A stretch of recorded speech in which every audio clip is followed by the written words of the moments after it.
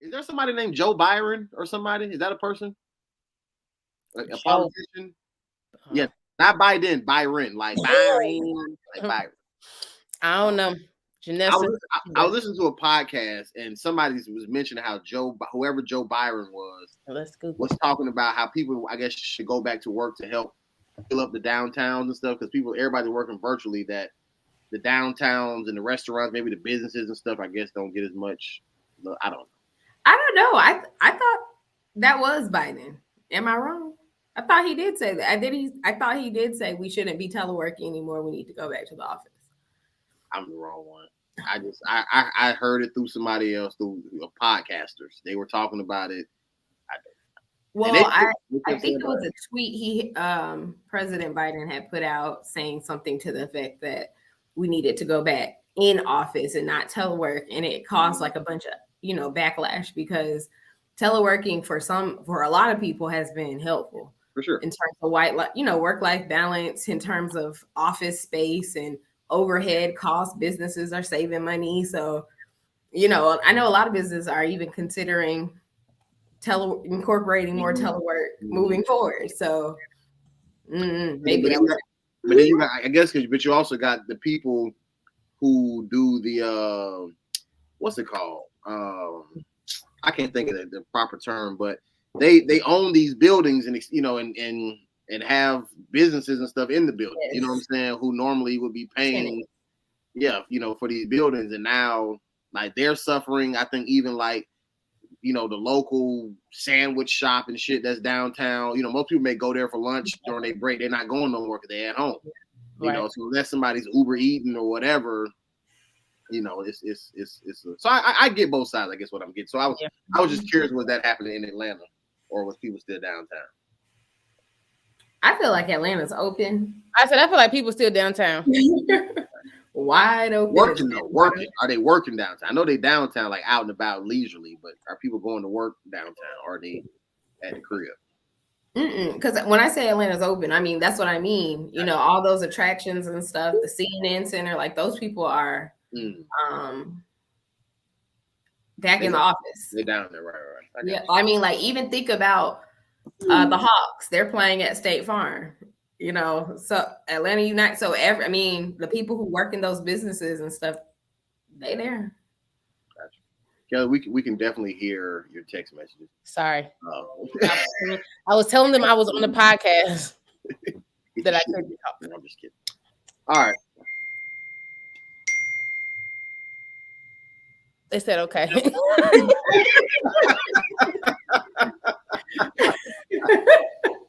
It's the group text now.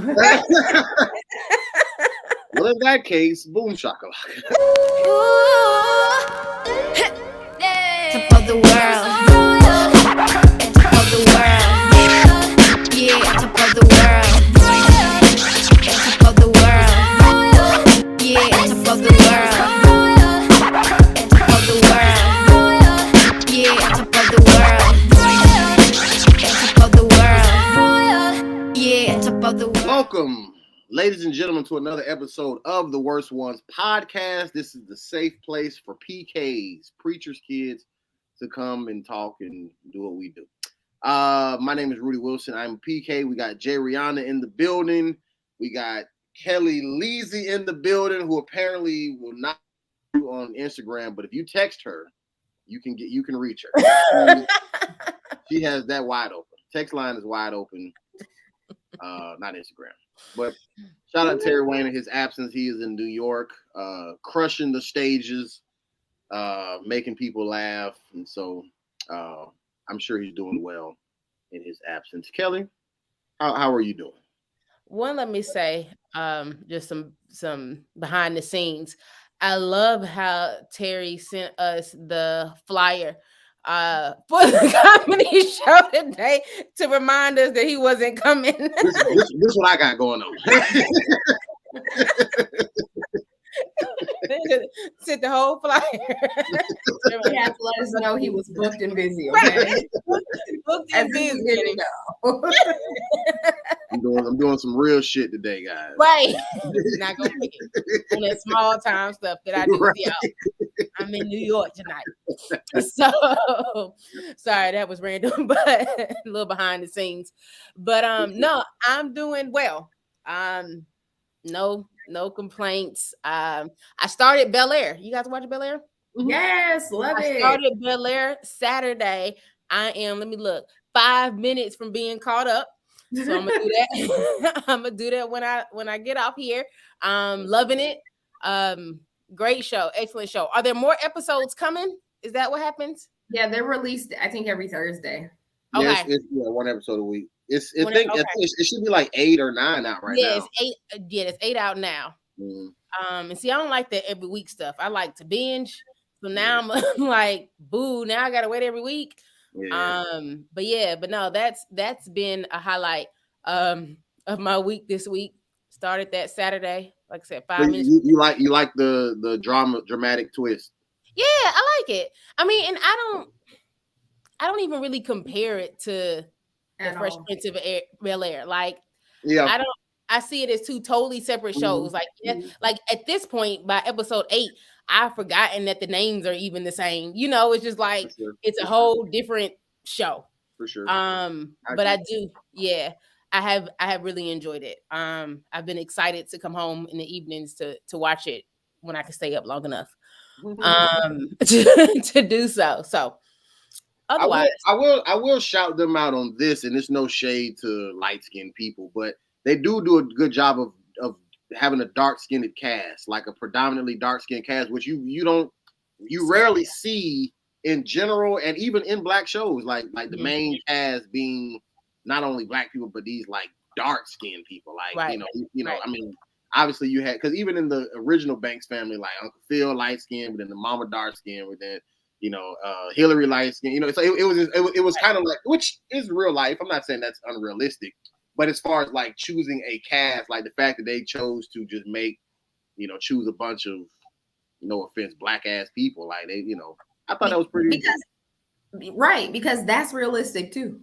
There are black people who have, darker skin, husband, children, everybody in the family is chocolate, but you don't see that often. So not on TV, yeah. For sure. So no, I really enjoyed it. Really enjoyed it. So that's what I've been doing. I went to the gym this afternoon today, so I know we were testing that out. Went to the gym at 5:30 to 6:30. Feel like I got a little more energy. You see more energy now. Yeah, I got a little more energy now than when I go at 5, 6 in the morning. So I think on Wednesdays I'm gonna keep my 5:30 to 6:30 time because I'm a little more energetic. Because last week I was dragging. Tired. Tired. Just wanted to let the people know. I know y'all care about my gym schedule. We can. All right. Jay Rihanna, what's poppin'? Oh, nothing much. New school semester. Getting some stuff together for the garden. I've already bought a few things.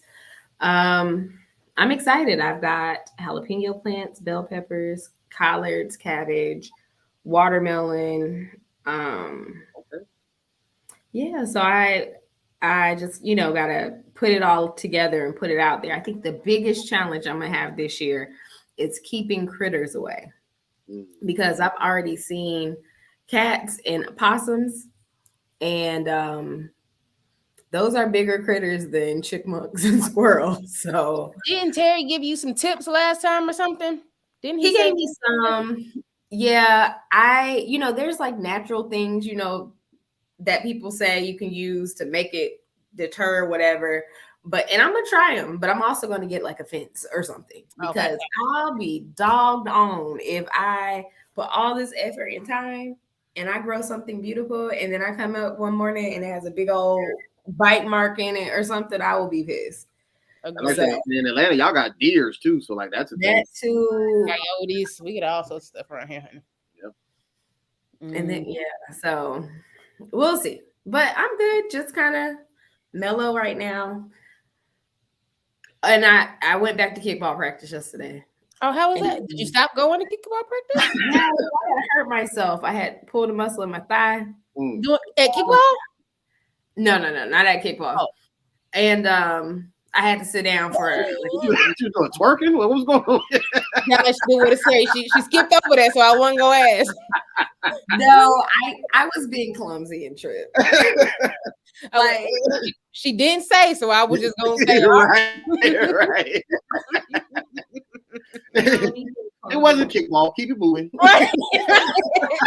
Kickball. And she just kept on going. So I'm like, okay. No, I was just being clumsy and tripped. So I had to take a break, but went back to kickball, and my gosh, it's not any better yesterday than it was 2 weeks ago. And I'm low-key like questioning, is this for me? Yes. And what I came to the conclusion, Kelly, is I'm gonna do it one season.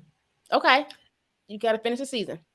And that's it. I'm not going to commit to any more or any less. I'm only going to commit to the 2 practices and the games.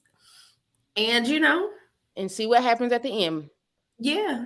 Mm-hmm. And I also said that I'm not trying to be LeBron, I'm not trying to be Kobe or Michael, I'm not trying to be Tom Brady or Michael Vick, none of them folks. I'm trying to be like,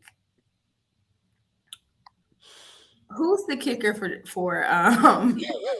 Brett Lift? I think his name is Johan. Like, I'm clutch when you need me. Okay, I am clutch when you need me, but don't put me in all the time and think I'm gonna perform. Okay. All right. You just can't quit. It's not okay to quit. Tell you what my coach tells me. It's okay. Is she frozen? With the stank face. Right. Because at first I'm like, she holding that for a long time. Like, wait, I think she's frozen. She's back now. Okay, there you go. Rudy's moving slow, and Kelly, you were frozen. It's you.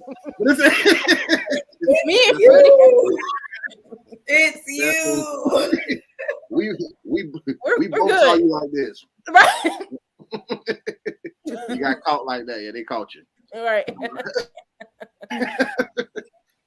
Well, I'm doing fine.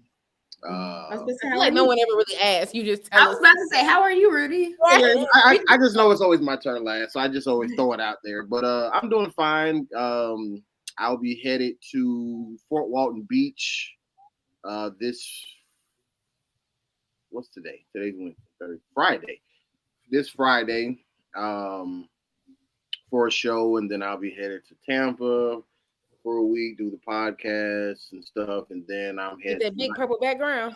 With the big purple background. What week is that? That's in 2 weeks. That's next week. With the guest? Well, as far as for this podcast, I can, if y'all really hate it, I can make the adjustment. But I meant that I'm going to be in Tampa doing that podcast. Is what I meant. Got you. Oh, okay. I got you. Yeah. I'm gonna be in Tampa for that podcast. Right. But yeah, if you guys don't, please, not with the guest. I don't think it matters, but I care. But cares. Clearly, our 500 million thousand followers. I said that wrong. Care too. It's okay. Well, you're consistent with 500 million, so we know it's at least that much, or at least one. What I would say. Oh, and then I'll be in Miami that following Saturday, whatever day, April 2nd. I have a show in Miami that one day, and then I'll come back to Jacksonville. So Fort Walton Beach, Tampa, Miami, back to Jacksonville. Fort Walton Beach is in Florida. It's in Florida. Yeah, it's in the Panhandle. It's actually in a different time zone. That's how far over it is. It's in the Alabama and Central or whatever time zone. Yep. Okay. So yeah. Yeah. That's about it. Okay. Other than that, just driving Uber, talking to people. I would like writing scripts, telling jokes at night. Living the life. Rudy, when can we be in the movie? When can we be in the script? I mean, I didn't know you were interested in acting. I mean, you could be in whenever, I guess. I didn't know that was a thing that you wanted to be in. But yeah, we can make something happen. I'll try it. I'm not a professional. I'm not a professional. I like how she tells me that like I've been seeing her winning Oscars and stuff. I got you, Janessa. Trust me. I'm not a professional either. We'll be on the same level. We'll be okay. We'll be okay. I'm the critiquer. I'm the one at the end that says, "Nope, not it. You need to change this part. We got real long and kind of boring. You need to fire that actress. Get you another one. That's my job." I didn't like her shoes. Right. Wardrobe. Right. I didn't like her wig. Right. Oh, the wigs are the worst. Listen, The Tyler Perry wigs. the worst. Wigs. Listen, that's my job. But Medea's lace front was laid on Medea's homecoming. That thing was melted and everything. I stopped watching Medea so long ago. I ain't seen a Medea movie in. Me too, but I decided to watch Homecoming. It was on Netflix. Yes, I know it was on Netflix. Yeah. Mm-hmm. That damn Medea, Boo. I know she made a Boo and a Boo too, and I've seen both. But that second one is hysterical. You hear me? Like I haven't seen it. I was surprised at how hard I was laughing. Like I was like, yo, like this is one of the funniest Medea movies I've seen in a long time. Like not one was funny, but I'm talking about Boo 2. Boo 2. I gotta watch it. I might have to watch it. That shit was funny. All right. Anyways, let's get on to the podcast, to the topic. I don't know what the topic is. More behind the scenes. We have no idea what the topic is. Usually we have like an hour or two, 30 minutes to process. But Terry's not here, and usually when he's not here, I get to thinking, you know what I'm saying? Try to think of like, things that we could talk about, either pertaining to us as PKs or even to dealing with just say pastors or preachers or whatever. Because I know we talk about, a lot of different things, our opinions on how God feels about war, stuff like that. And all those things definitely are good conversations. But I try to, when I come up with a topic, pull it into the whole PK realm. And it's kind of hard because those conversations do kind of run thin.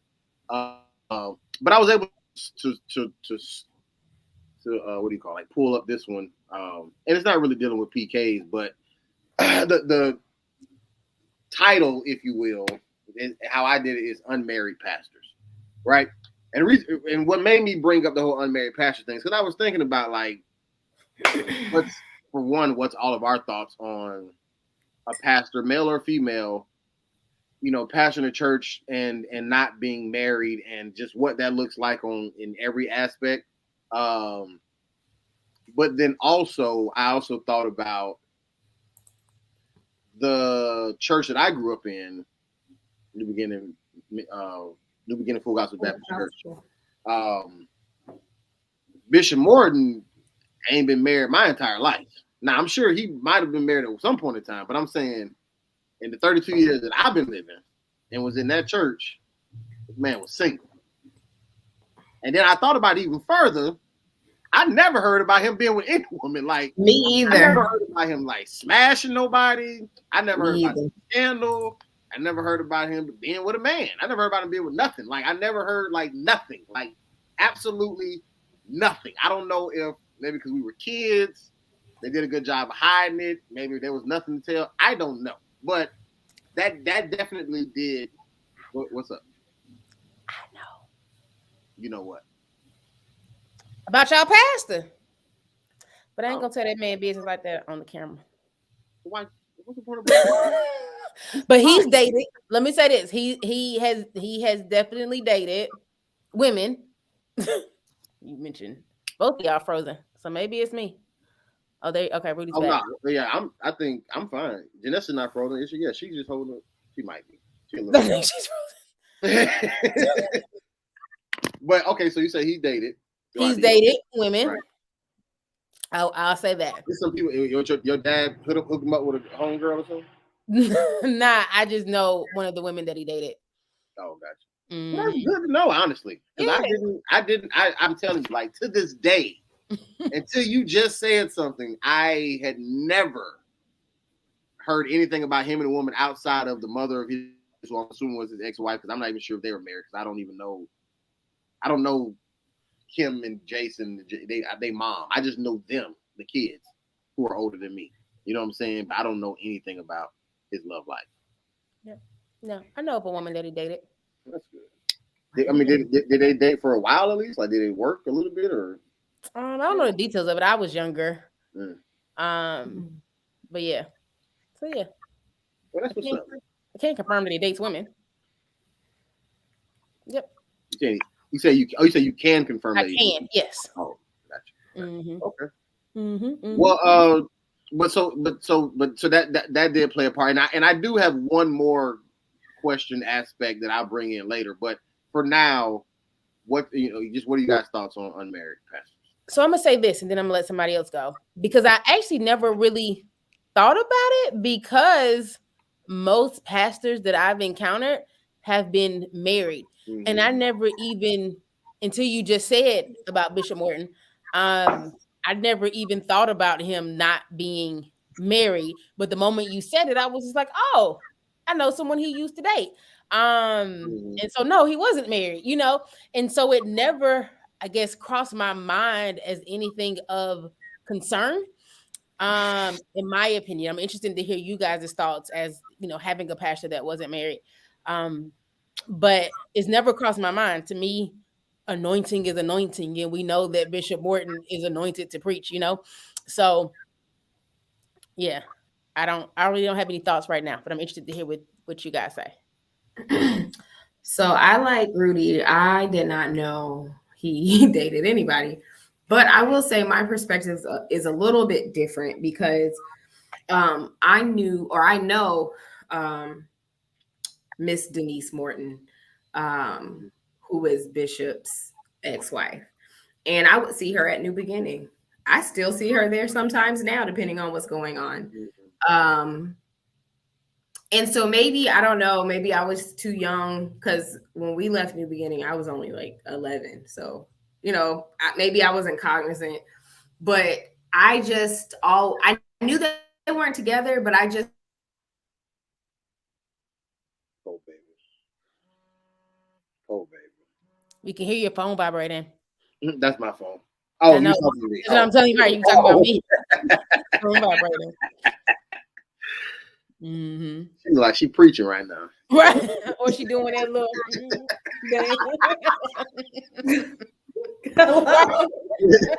All right. Disappeared on me. Every time you think we disappear, just know it's you disappearing on us. I promise you, it is. I don't know what is the Wi-Fi, but the last thing we heard is you knew that they weren't together or something. Okay. So I knew that they weren't together, but because I would see her, I don't know what I was thinking. Like, I just still thought that she was in their life. Like, that was just their family dynamic. I never was like, oh, Bishop's interested in somebody. I don't know. I just never thought anything like that about him. But again, I was 11 when we left. So what should an 11-year-old be thinking about their pastor? Is he married or not? Like, that wasn't any of my concern back then. True enough. But I wonder, to that point, and I don't know what exact point you're trying to get at, Rudy, but they were no longer married, but she continued to show up.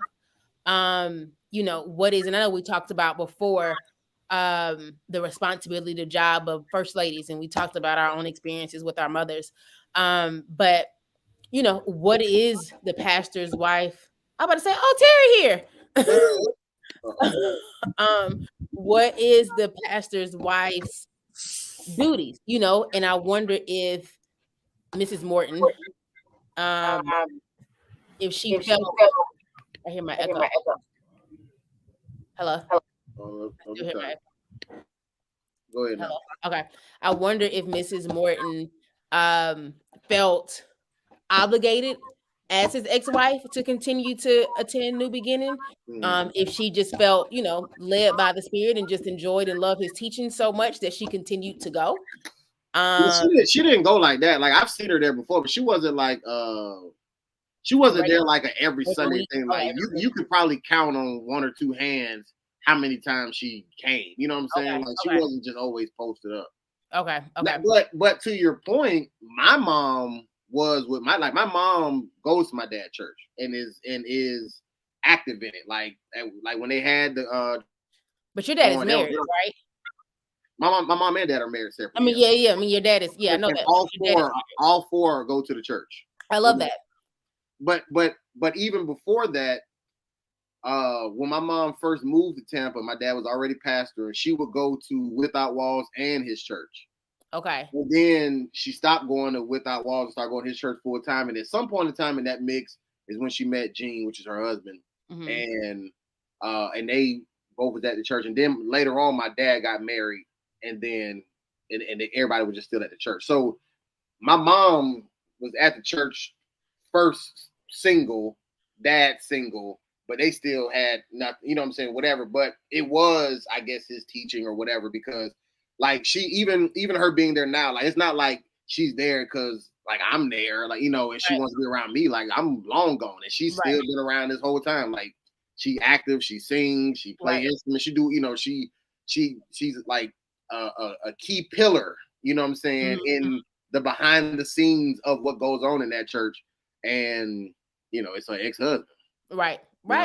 But Miss Morton ain't do nothing nowhere near that. Like she just occasionally, right.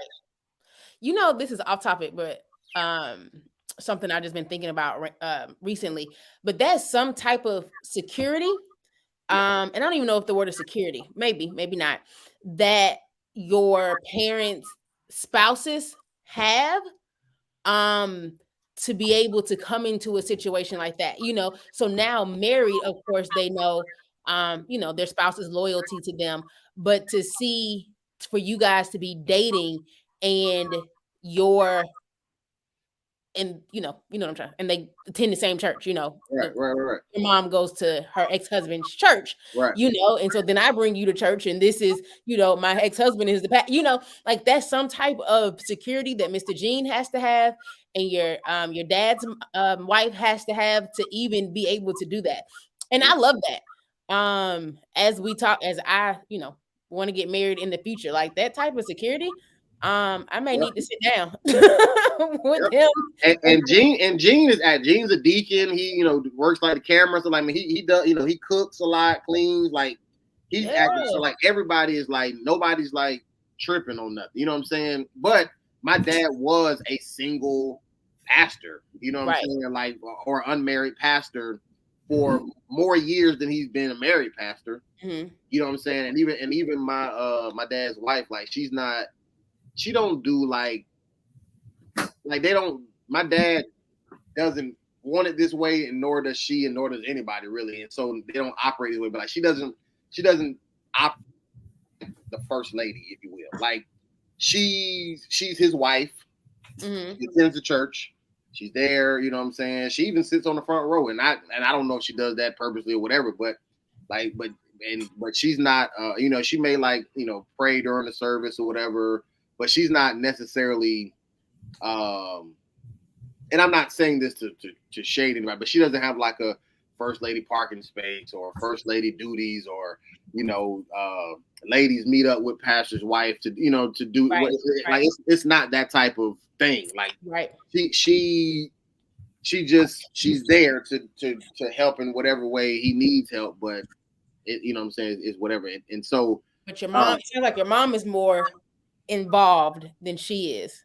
Yes, but that's because my mom has always been that way. Right. Like when she was growing up in church as a little girl, like she was the pastor's secretary or directing the choir. You know, like so my mom is just a heavy, I'm gonna be involved in church person. So even when we were growing up, she would make us do something. Like you gotta either sing in the choir, usher, work the camera. Like you gotta do something to serve God at church. Like you gotta do. Like so that's just who she is. So wherever she would be, she would do that, but it just so happens to be at, you know, my dad's her ex-husband's church. Yeah, that's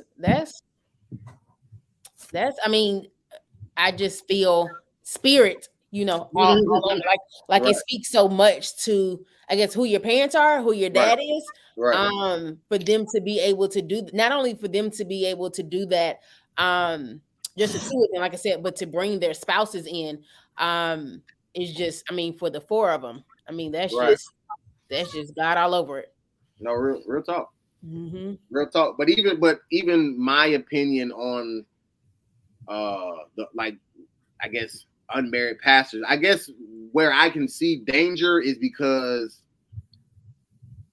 for one, you are especially if you're a man. I don't really know how it works for a woman pastor. So I won't really speak on it, or for a woman in general.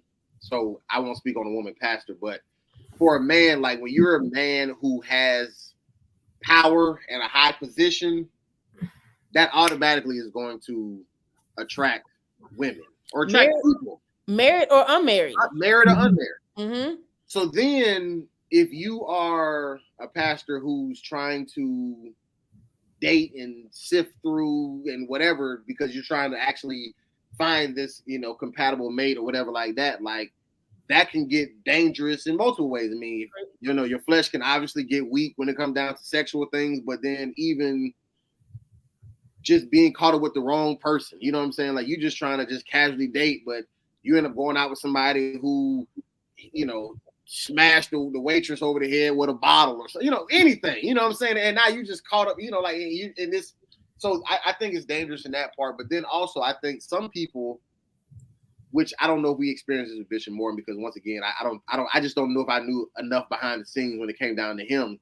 But some people may not respect the pastor, like if they're trying to get like marital counseling or something, like, you know what I'm saying? Like, you ain't married. Like, what like, yeah, you a pastor, but what you gonna tell me? God gonna work it out. Right. I need somebody, you know what I'm saying? So like, I can see where a single pastor, male or female, especially in regards of counseling and stuff like that, people can probably consider it questionable. But to your point, I also agree, Kelly, that anointing is anointing, and that if somebody has it, I think you can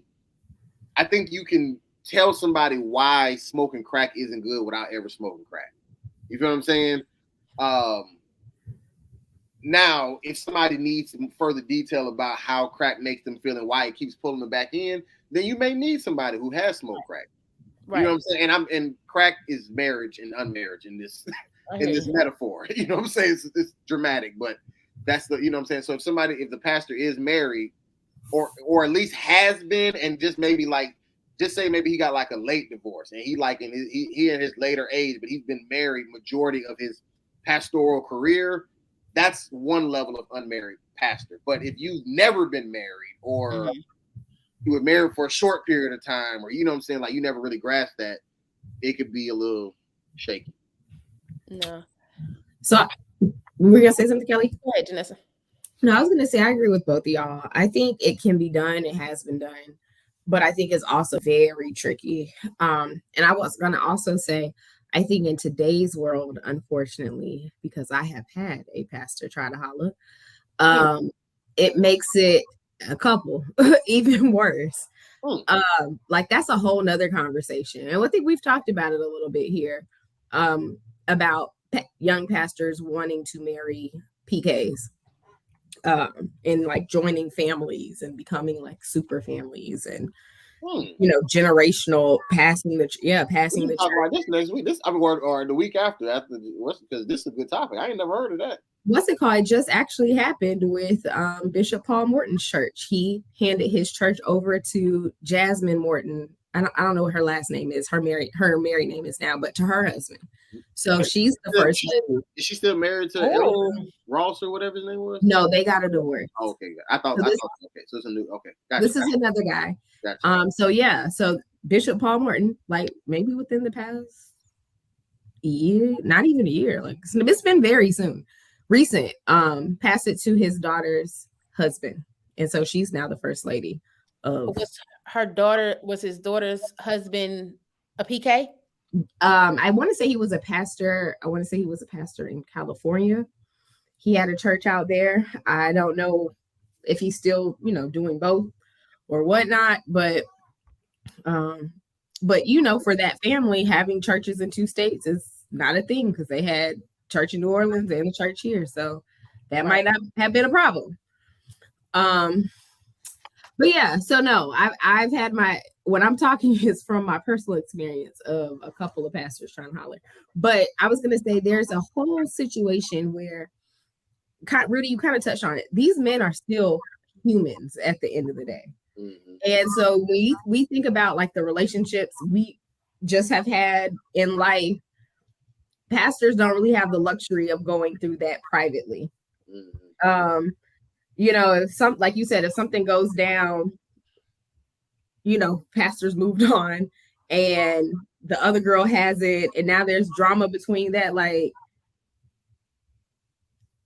I heard some crazy stories. I'm trying to hold what I say, but like it has spilled over into church, literally. Like in the congregation, someone stands up and says something in the middle of service to somebody else. Like it can go really nasty. It can go really left. Like when how some women, not all women, but y'all go through something, they take it to social media. Now all of a sudden, people are speculating, especially if they know if you're out dating. Are you speculating? Did pastor do this? Did pastor say that? Is this who pastor? You don't really have the privacy sometimes, depending on it. And then I also think, unfortunately, and we talked about this, and I wish Terry was here because he would probably like it. Church is a business, and a lot of people see it as money signs, and trying to get into this easy cash flow, non-tax situation. Mm-hmm. Because you remember I want to say with pastors, and I think we've even talked about it with the housing situation, pastors can receive housing allowance or stipend or something worded along that's tax-free. So that's how people are being, pastors are paying for these $1 million homes because they're getting this allowance that's being allotted for housing that's tax-free. And now you can buy, $1 million home, whatever. And so people know this. People know that this is a cash cow, easy cash. People prey on, unfortunately, some people prey on people's faith or belief in church and God, and if they tithe or give, they'll receive favor and blessing from the Lord. So I think that's another aspect, and I think pastors too it's easy to get caught up in the fame. You know what I'm saying? Like, I would say there are not a lot, but there are some younger pastors today that be rocking the Jordans, and my daddy he rock them too. Go ahead. Oh yeah, they be rocking the Jordans, and they got the strobe lights. Your dad also watched Power, so we judge him. Yep, that's my daddy. But your dad be preaching down. He be speaking nothing but the Bible. But I'm just saying, there are churches that kind of the Bible gets watered down because you got the strobe lights and you got the fog machine and you got the DJ doing a set before the praise team, and then the praise team is doing. I said not doing a set. No, I promise you. I thought I had sent it in the group chat. Come on in, try to see, get your drinks. It literally was like DJ set followed by praise. Did I not send that to y'all? I thought I did. Mm-mm. But no, I'm just saying, you got pastors and preachers like that too that are living this more lavish lifestyle. And women want that, you know what I'm saying? And so if you really aren't careful, or as Kellie kind of said, if you're not anointed, dating can become real dangerous. And I think the other part of it, and then I'm going to be quiet, that makes it dangerous is you have a following. And so your actions may impact what someone else does. Mm-hmm. And so you don't want to lead somebody astray, with your own actions as a pastor. And of course, yes, the Lord will forgive us and we're all humans, but I feel like that's just an extra burden that pastors have or public figures or whatever. But I guess as a pastor is even more important because you're dealing with people's souls. As a result of that, do you think that, I guess it's really for both of y'all, do you think that pastors should kind of do like celebrities do and date their own, celebrities they don't really date just say regular people because you don't know if that person's really for you or not. But if you date somebody who already is a celebrity, they got what you got, whatever, it's not, it's kind of more equal. So like, should pastors who are single try to date other, if not pastors, I would imagine, at least elders, ministers, I don't know, preachers, evangelists, whatever. I don't know. No, I don't think that they should necessarily date other people in ministry. Mm-hmm. I do think that they should date, and I don't know how this sounds, but someone with something to lose. Mm-hmm. I do think that they have to be, selective. I don't think there has to be another minister. Because I think for all of our parents, their calling initially wasn't you pastor, or whatever. Now they're all in the ministry and support their husbands or whatever. But no, I don't think that they should. But I do think that they have to, they have to be selective. They have to have strong and clear boundaries, because I think something else about pastors is that they've been given this gift, and I think you said this, Rudy, to draw people in. So not only do I have this power, not only do I have this church and I sit up front, or on the pulpit every day or every Sunday, and I teach these lessons and I have this power, I also had this gift of bringing people in. And I think for women, and this is pastors, non-pastors, but I think for women, sometimes we misinterpret men that have that gift. And so even when a pastor is just being polite or funny or witty, or charming or whatever, and that's just their natural style, with other single women, which there's I hear a lot of feedback, which there's a lot of single women in the church, I think that may just naturally, I still hear it, that they would just naturally bring them in. And as Janessa says, it can cause a lot of drama, because women and men, either way you do it, are emotional people, like you said. So you start to get the windows busted out the cars, you start to get the women who standing up in the in the middle of stuff, because when you ghosting me and you're not talking to me, guess what? I know I can show up to Mount Zion Church of God in Christ on Sunday at 10 a.m. and you're gonna be there. I know that even if I have enough, coof to not stand up in the middle of the church, let me make sure that I make myself known, at the end when you shaking hands and kissing babies, and so I think all of that, plays a role. And I didn't even think about the dating piece until you guys just said it. Dating is difficult, period. And so when emotions fly, and if you're, dating multiple people, if you're not in this committed relationship, if you don't set these boundaries, if you don't, kind of hold back some of these gifts as it relates to these single women. Because I see my dad sometimes, like, he'll joke with, the cashier or whatever, just being him. And I'm like, I can really see how somebody may take it like, oh, he's flirting with me, Your whole life at home ain't thought nothing else about it. This is just his personality, So I can definitely see where that can be really tricky. I probably wouldn't suggest, though it probably doesn't matter, but I wouldn't suggest dating a woman in your congregation. I was just getting ready to ask that next. Should it be somebody outside the congregation? Go ahead. I know somebody who did, and they eventually got married. Who dated someone in the congregation? See, I say no, but then at the same time, I say it doesn't matter, because guess what I'm gonna do? I'm gonna join the church. So eventually, I'm coming. But see, I feel like joining afterwards is safer, because like we've already established this, and then you just join the church because this is where I pastor or whatever. But like, if it's somebody who's in your congregation and it works, then you good. But if it doesn't work, it's trouble. And I definitely wouldn't suggest dating more than two. Like, if you happen to date one that's in the congregation and that don't work, you can't do number two. If you want to date her that bad, you better kick her out of the church. Don't let her be a member, because I'm telling you, it's gonna get too sticky. It is. Yeah, I never thought about it like that, but because, like I said, most of my experiences are with married pastors, but it's interesting. And something else I was just thinking about, Kelly, what you were saying, how pastors have this gift to like invite people in. Like, in theory, now I know pastors are human too and have bad days, but I can't really count. I probably can't even really think of how many times I've gone to a pastor and got snapped at. You know what I'm saying? Like every time you see a pastor, they're welcoming, warm, friendly. So when every time you come around somebody, they're always, oh, let me give you a hug. Let me pray for you. How was that? Asking personal questions, not necessarily because they are interested in you in that way, but asking personal questions to show you, hey, I do listen to you. I do, I care. I do know what's going on in your life.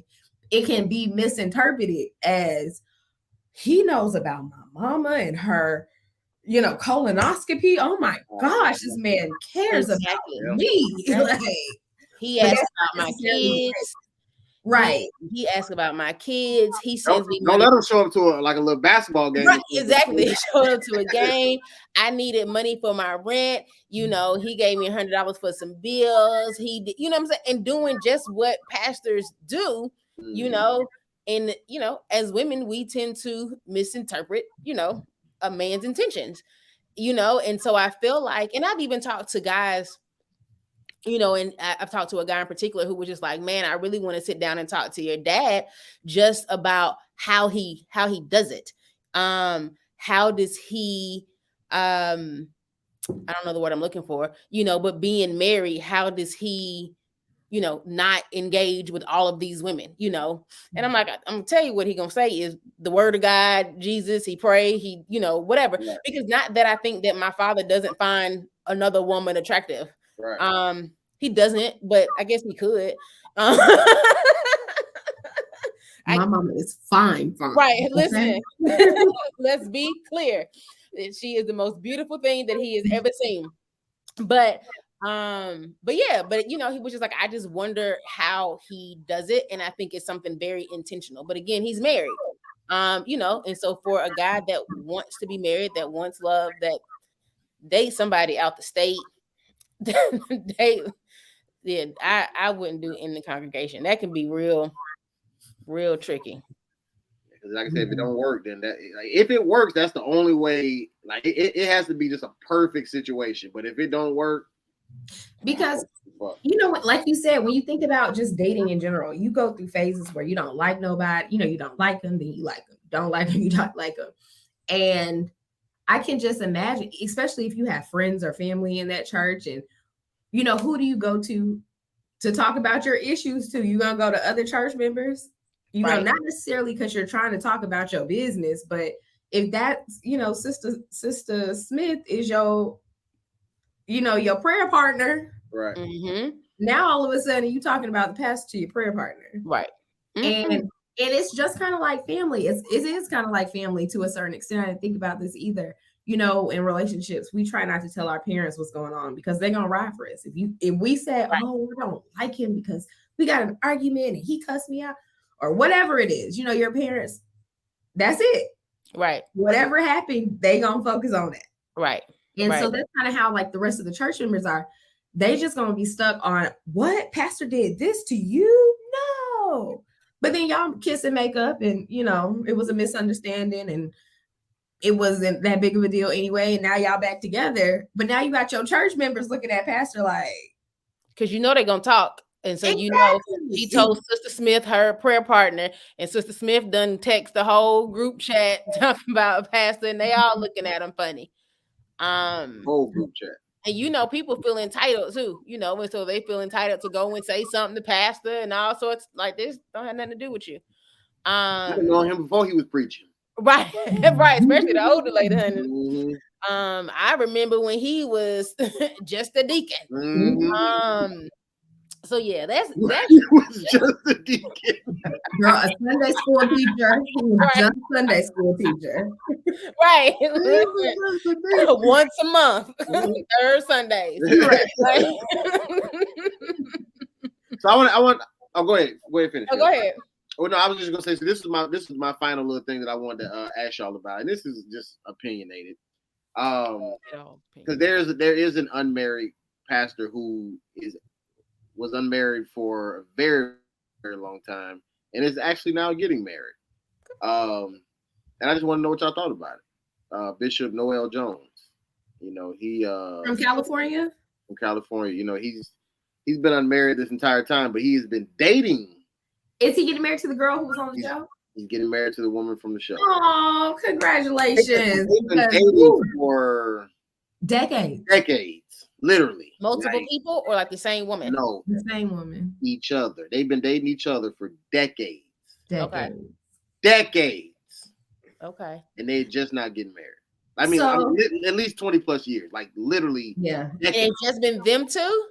Like they haven't dated? As far as I know. Okay.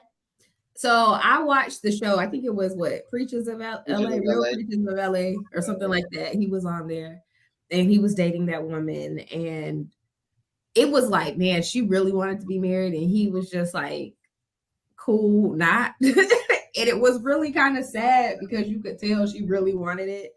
And apparently, like Rudy said, they had been already dating for an extended period of time. And you know, as a woman, I understand that, especially at 33 now. You know, there was once upon a time before me and Chris started dating. I was like, okay, now, God. So I get that from her. But that show came on TV at least 10 years ago or so. Like, it's been a while since that show came on. So to hear now, the show.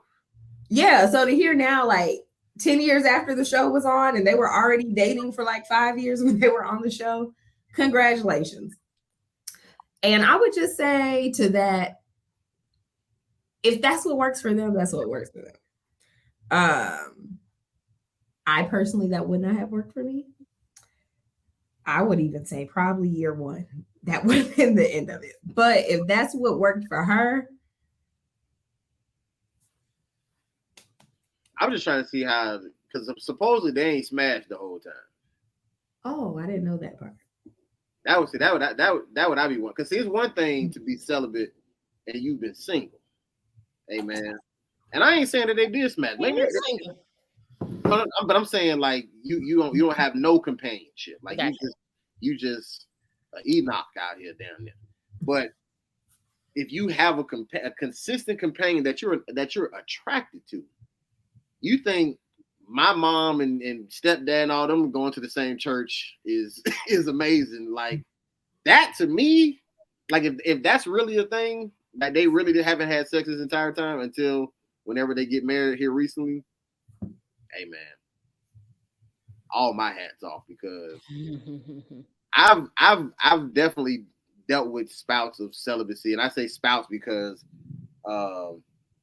they be more or less like, you know, I don't be wanting to be celibate. It's just I be feeling like God just kind of put me in celibate situations sometimes. You know what I'm saying? Like I just don't find myself around women. You know what I'm saying? And so I most people will call it a drought. I'm just gonna say celibacy, but that's way easier for me to do when I'm not around women. Mm-hmm. But if I'm around women constantly, I could definitely see that drought or that celibacy coming to an end. You know, to an end fairly quickly, or at least at some point in time. It doesn't have to be fairly quickly, but at some point in time. Once again, now so you're talking about somebody who I'm in love with, somebody who I'm attracted to for 20 plus years. I'm saying me. I ain't saying he did it. I ain't saying they did it. If they did, if I believe them. They say they ain't do it, they ain't do it. I'm just saying me. I ain't got to be a pastor. I'm saying me, just as me. I don't see that happening. Y'all talking about y'all don't see not getting married in 20 years. I can see somebody being that trifling. But not having sex in 20 years with a companion? Yeah, that's deep. Somebody cue up Mary J. Blige Real Love, okay? Because right. Doom, doom, doom, doom, doom, doom. That's you know, but Kelly, any thoughts on Noel Jones before we get out of here? I don't. I know of him, but I wasn't aware of his situation, of his relationship. I didn't watch it. When Real Pastors of LA came out, I wasn't interested. And I believe they tried to do a Real Pastors of Atlanta. They did a couple different cities, yeah. Did they do Atlanta? Did they ever do Atlanta? They might have. I know they did like I think Detroit and something. Yeah, I don't think they did Atlanta because that would have been I think they did a pull-in for it. I do think they did a pull-in for it. Maybe I think they was trying to do it, but maybe they didn't get all the pastors involved or whatever. Yeah. I think it was a talk show because it had John Gray, the guy from Traveler's Rest, E. Dewey Smith, and I can't remember the other two. It was like a talk show. Yeah. I Maybe remember that. Didn't watch that one either. Yeah, that was a reality show. They did try a talk show with them for I don't even think it made it to an official season. Like they did like a little 5-episode trial or something. Yeah, and it never really got off the ground. Yeah. So got you. But yeah, no, I don't have any additional thoughts. I mean, I'm like Janessa, 20 years wasn't going. That ain't not gonna happen. But I'm happy for him.